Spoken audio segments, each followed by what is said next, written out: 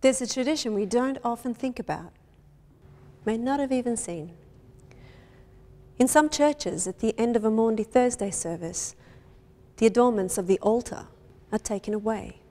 The candles, the cloths, even the Bible are all stripped away. This is a reminder of where this great story now goes, emotionally, spiritually,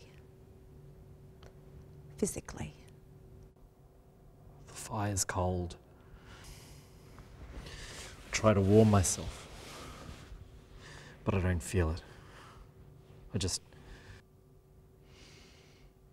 I had to leave. I've never really been one for quitting. Peter the rash, Peter the impulsive, Peter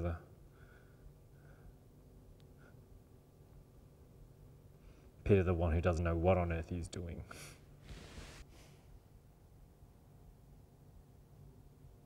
I'd never seen him like that before. And all the time I'd known him, he was always so confident, so assured. It was a comfort.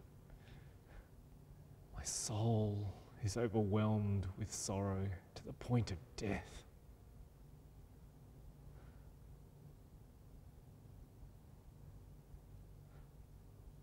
I heard it in his own words. I saw it in his eyes. I do not understand why this is necessary, why he suffers. There is nothing beyond his command, and yet he's sorrowed to the point of death. I always thought he was above such things.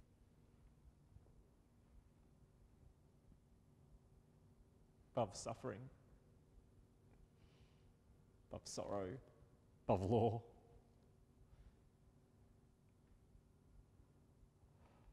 I always thought they didn't have a right to lay a finger on him. But now they've taken him away. He let them take him away. I wanted to follow him right to the end. At the last mile, he pulls away. We've always followed him. I've always followed him. Now all I feel is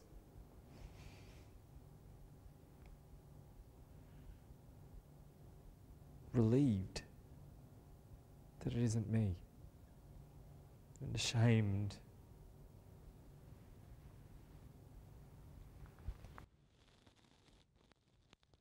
And frightened. The fire's cold.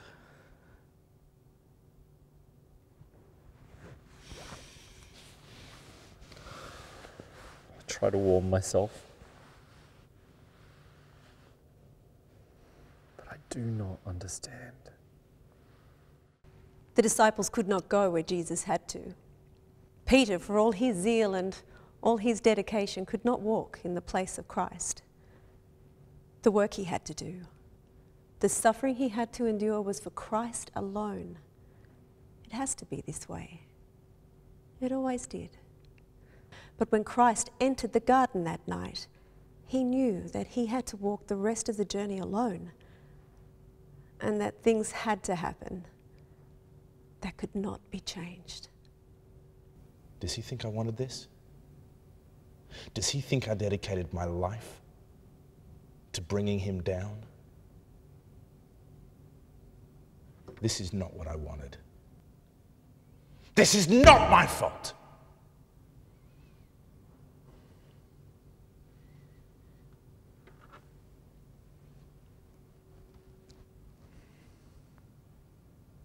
He looked at me, and he called me brother, knowing what I was about to do, knowing that it would probably...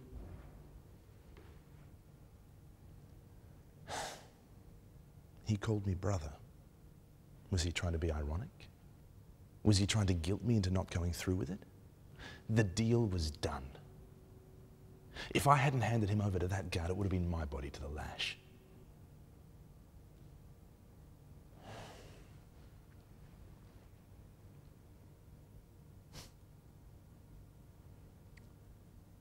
I look back and I wonder if I'd had the power to let us both go free, would I? I'd like to think I would. I was his loyal disciple, and I long to be under his teaching again, his wisdom. I tried to live by what he taught us.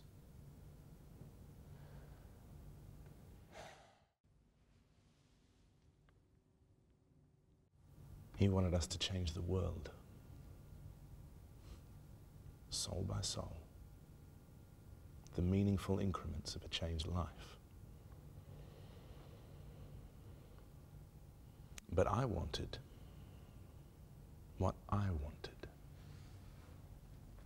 I wanted revolution. I wanted Israel free. I wanted action! Would I have let him go? No. But he looked at me with eyes that said, it's okay. Don't grieve, it's okay. And he called me brother. He wanted to forgive me.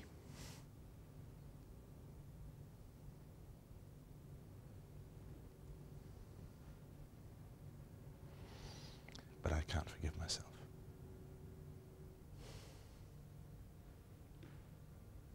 This is not my fault. This is not what I wanted. When we look back on the great story of God, we like to think in two dimensions. We see the people as characters playing a simple part. The good are stalwart and true, and the evil are devious and without hope. We don't often think of them as having regrets or pains or struggling with their place. My soul is overwhelmed to the point of death. Father, if it's possible, may this cup be taken from me. Yet not as I will, but as you will. Father, my Father, if it's not possible for this cup to be taken from me unless I drink from it, may your will be done.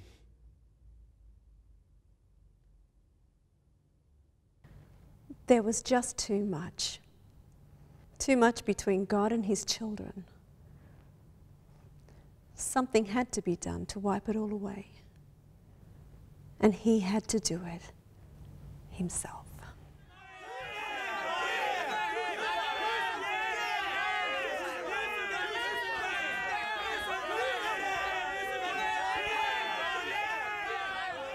Let us go. Here comes my betrayer. It has to happen this way.